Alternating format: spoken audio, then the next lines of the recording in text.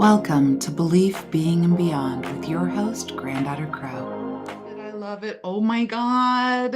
I get to spend some time with you again. Zoe Yes. is amazing, amazing. So anyway, welcome, welcome, welcome. Welcome to Belief, Being, and Beyond podcast with your host, Granddaughter Crow. I am so honored, very deeply, soulfully, spiritually filled, honored for our next guest, the amazing I am Zoe Flowers. Hey, Zoe. Hey, how Oh, are hey. you? I'm doing so wonderful. There are so many things that you bring to the world. I mean, you are what I would classify as the epitome of creative logic.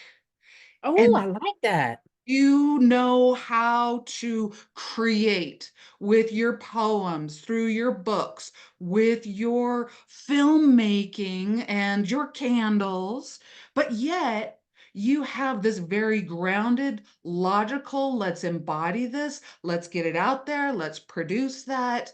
And even in your reads, there is this beautiful blend of how to apply spiritualism and magical stuff for Yay. tools that you work with every day. So, you guys, Zoe is here. I'm going to ask her to briefly introduce herself, but I really want to say that if you want a spiritual person, she comes on and she has a channel too. She does the most fascinating tarot reads with stones and energy, and I love it. So, Zoe, just let us know who you are and what you're up to. Take a minute. Yeah, thank you. How do I follow up all of that? I love that you appreciate though the mind and the creativity because those are two of my favorite things. So, yeah, for everybody out there, I'm Zoe Flowers. I am a healer, I'm an author, human being. Sometimes I like to say spiritual concierge. Ooh, To help the spirit, to help y'all's spirit get to where it needs to go, like, so love I it. like to say that sometimes I consider myself a little bit of an occultist, right? So occult knowledge, the things of mystery, dabbling in those things, but also sharing that information, like GDC said, to help us navigate the world. Absolutely. Yeah. I was checking out one of your short films off of your website, which is iamzoeflowers.com, and we will link that so you guys can have it. But one of them goes like this. It was the offerings. Oh, And it starts out, you're at the ocean. I think it was Martha's Vineyard or yeah, something like that. last summer. Mhm. You were like, if we're witches, be witches then. You got that down pat, I right? heard I heard it. I was like, because you were just like, hey, if we're witches, be witches then. It's like quit bridling, quit restricting, quit just go out there and be and the offering and everything. You guys have to check that out. I will be sharing it on my social media. But oh my goodness. Yeah, so if you're a witch, be a witch then, right?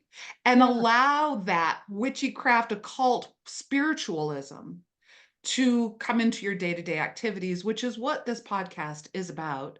It's about your belief system and a variety of people's different belief systems and how they embody it in their beingness.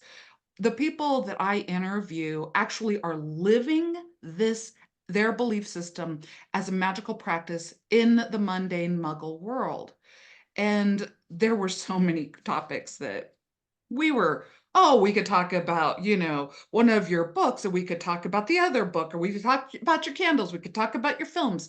But you said something that I think is really powerful, is you said, well, or we could talk about how magic and spiritualized tools can address social justice issues in our world.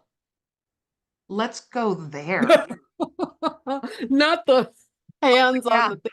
The Yeah, hands on the face leaning in. yeah. Let's go there. Tell me a Let's go. story. Yeah. Let's go. So that belief is something that I have been toying with for probably the last 3 years, I would say. Because as somebody that, I got into the law, it wasn't even called law of attraction when I first started. I mean, it's been law of attraction, but when I was introduced to it, it was more called New Thought, the power of your thought. It was with Dr. Wayne Dyer in the late 80s, early 90s, as I age myself gracefully. Um, and so much of the things in these circles that we are trying to manifest, it's just taken this weird capitalistic turn Right. where it's like, I want to manifest a new car. Now listen, I have manifested a new car. I'm driving it, okay? So I get it. I'm there. I have manifested those used manifesting for things, Right. but it never really made me feel complete. Interesting. And Right. they don't tell you that, right? And when you're in a state where you need a new job or you need a home, these are very real things that we need in the real world. So I understand manifesting for those things, but to me, we can go further.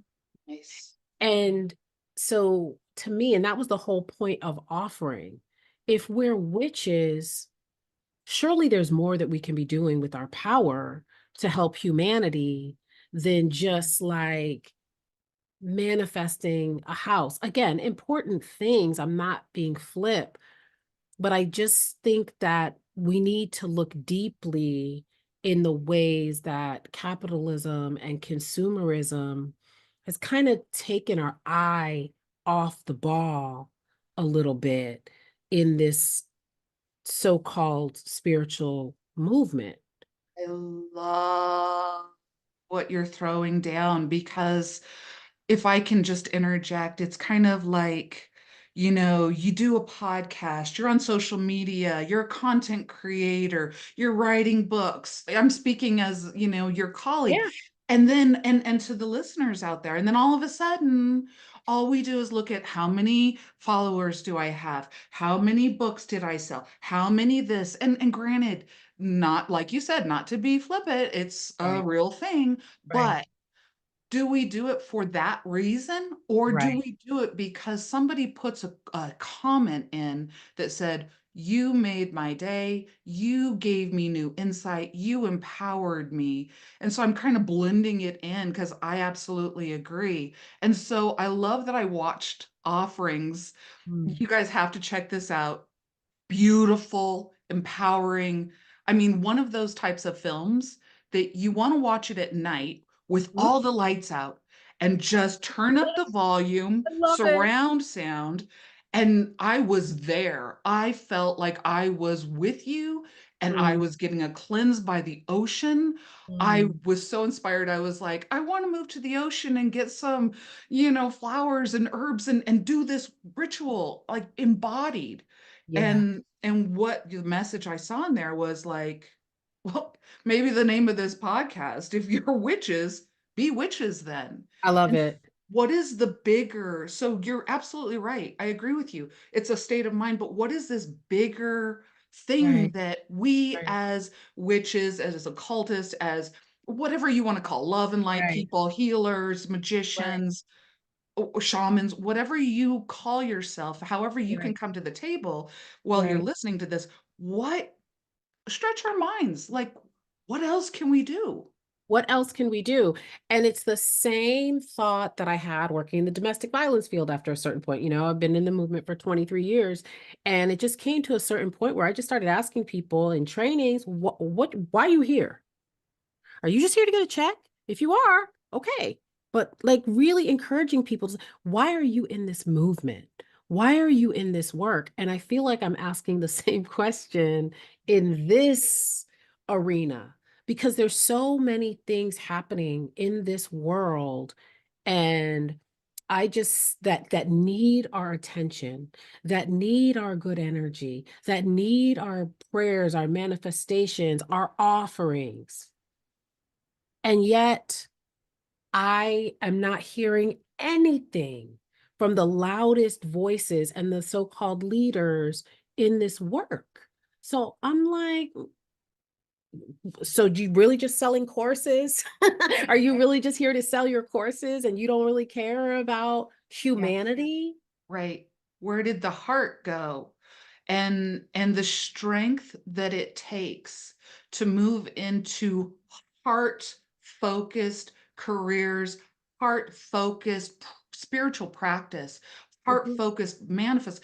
It's hard because you got to get out of your head and into your heart. But when you get into your heart, a lot of times, and I'd love to hear what you have to say about this, a lot of times we get into these types of fields because we have experienced that we need a resurrection out of negativity, or we need social justice, or there is a deeper story that entered Yes. us into this field. But then Yes. did we get kind of complacent? And how much does it hurt to go back into that pain and go, oh, here's my fire, here's my water, here's my earth, here's my air. I'm coming at you with the elements.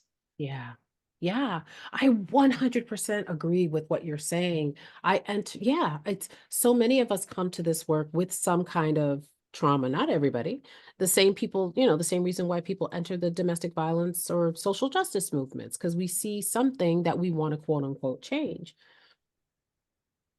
But I think, again, I just think we've taken a wrong turn and maybe paid attention to people that maybe didn't deserve as much attention as we've given them. Gotcha. And Gotcha. maybe that has impacted how this work looks. I don't know. Well, it flows right along with the idea of this podcast. Mm, Whatever it is that you believe mm, will constitute how you behave, how you are in this world. So at first, maybe we believed I can have a voice, I can give a safe harbor, I can assist, I can help heal. And then where did our belief system change? Like, oh, and then I could make $1, and then I could become popular, and then right. I could, and Yep. it's like that changes how the person behaves. It So, does. yeah, right? Uh-huh. So, as I'll just ask you a practical question for the listeners today, when they're looking at their life and they're like, whoa, yeah, did I lose focus? And trust me, GDC sometimes loses focus too. Yeah. And I need a slice of humble pie. And then I write myself and I wake back up. So it Yeah. happens to all of It us in does. It one does. form or another. It But does. what would you suggest as like uh, a tool or practice that people right now could do to sharpen and make sure that they are on the path of actually working with spiritual tools for social justice awareness within the country, within the world, or whatever it is that they have their eyes set on? Yeah, that's such a great question. So um, I would say shadow work and spiritual hygiene, because we are all in different places. So maybe some folks just don't care about humanity, and that's fine. But for other folks who maybe do, or maybe they'll hear this podcast and maybe that'll like spark something in them to be like, "Oh, maybe there is something bigger that I can do." I would say shadow work, looking into your own trauma, looking into your own pain, looking into your own histories, and just see what you're using these gifts for, what you're using these tools for. I feel like shadow work is a great entry point into that. And then I would also say making sure you're doing your spiritual hygiene, because Yes. perhaps there have been some energies, some low vibrational energies or things like that that may have attached themselves to folks, and that's actually clouding what their true path is, right? Because sometimes our trauma can cloud our true path. So Yes. we think that our road to happiness is a million followers, but perhaps spirit has something else. And we're not going to be able to know what that something else is if we're not keeping ourselves clean spiritually, energetically, taking spiritual baths, cleansing our tools, and all of those things. We're not going to be able to see it. We're not going to be able to recognize what our true path is. And so we might get sidetracked. I think that that is like so deep, so rich, and almost so obvious because, it's kind of like if we're talking about the spiritual body here, but if we were talking about the physical body, I Yeah. basically just asked you, hey, what do I do when my hair's all funky and I stink? You're like, oh, honey, there's a thing called a shower and a bath. And we Yes. need these regularly so Yes. that we don't smell. It Yes. doesn't that's and so it's almost like, yes, and you know what? Shadow work is the best. I just finished a lot of shadow work. I continue to do it, and I really kind of look at shadow work as something that is something that once you go through it, you come out like real. Yeah. You come out real, and Yes. it can make you more strong and creative. Yeah. I dedicated all of last year to shadow work. Wow. So and what I found, because I was very rebellious, like with my shadow work, very lazy with my shadow work for a long time. And it kept coming up in readings, and I kept just being like, I'm going to just do me. But what I found is that my readings have gotten so much better, so much clearer. My intuition, like so many things have changed, like you said, like more real. By the end of last year, I went to my house and I took down like almost all of my deities, packed them up, all of the jewelry, all the charm jewelry, and all of those things I used to wear. I don't really wear them anymore because I've just come to, you too, right? Me too. Eh, yeah. It's like I'm happy to still talk to people about charming things because I feel like that is a part of the path, working with deities and doing all those things. So those are still things that I teach, but I've just completely changed. Like even my tarot class that I taught last year, now I'm teaching Ritual 101, and I've changed everything to start with protection and shadow work. Love this. I've I changed like, everything. I absolutely love it. You brought another thought to my mind as we start wrapping up here. So think about what you want to promote and let people know about your upcoming projects. But it's just kind of like this idea of hallmarking things and commercializing things. We hallmark and commercialize Valentine's Day and today is actually, we're recording this on the spring equinox. So this is the perfect time to start doing your shadow work if it's really difficult for you, because there'll be a lot of light outside. So it'll follow you into that darkness. But at the end of the day, we're saying do not hallmark your spiritual practice. Do not hallmark or commercialize your spiritual practice to gain you followers or whatever. That will come, but that isn't the goal. The goal is something so much more. And everybody's goal is a little bit authentic. Their soul's mission is authentic. Remember why you started stepping in and what that is about. Feel that person and let that lead you to your true organic enlightened self through the shadow, right? Yeah. Through the shadow. My shadow taught me more about my light than my light ever could teach me about my shadow.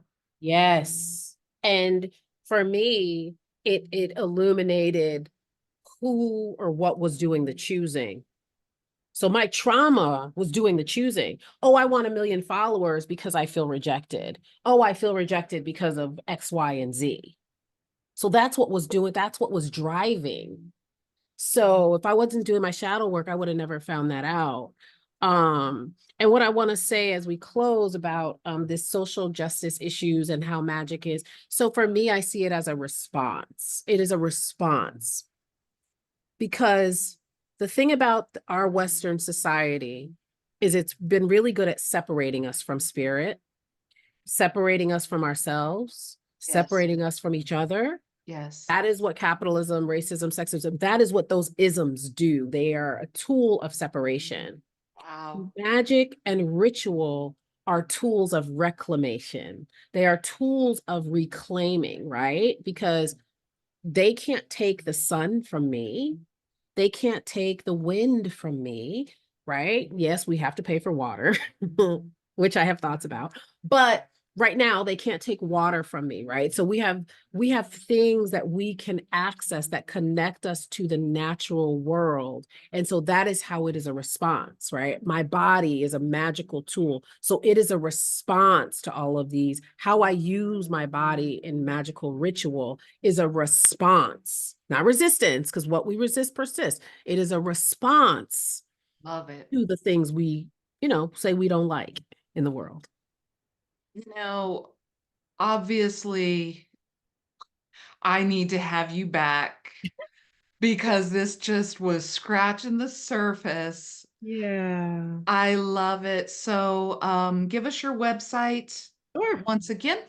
Absolutely. So my website is iamzoeflowers.com. So the letter I, the letter A, the letter M, and then zoeflowers.com. My YouTube is The Magic Hours, and it's magic with a Magick. And there you'll find all Oh, types yeah. of Oh, yeah. celebrity readings, moon readings, like all the Oh, things. yeah. Oh, Um, yeah. yeah, my company is called Soul Requirements, but again, you'll see all that on my website if you want to buy candles, all those things. It's all there. Love it. I highly recommend you guys Zoe Flowers and what she brings to the world.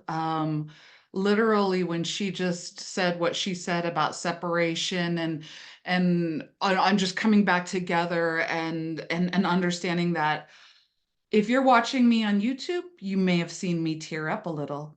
If you are not, go to my YouTube channel and watch baby Granddaughter Crow tear up a little because my soul was touched by your words. Thank you. So thank you, thank you, thank you for coming on here, Zoe, and thank you for watching and listening to another episode of Belief Being and Beyond podcast with your host, Granddaughter Crow. Please review, it really helps. And feel free to check out the YouTube channel where you can like, subscribe, and comment if you have something that you want to say, or if you want to ask Zoe a question. I will get her if you want to comment, I can get it to her. So thank you, thank you, thank you. And we will see you. I love you guys. We will see you on the flippity flip.